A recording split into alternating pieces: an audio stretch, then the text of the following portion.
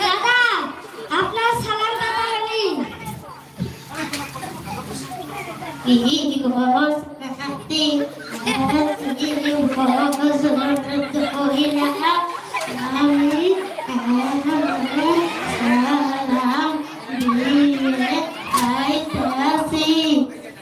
দাদা বালতিতে কি পানি কি করবা গোসল করবো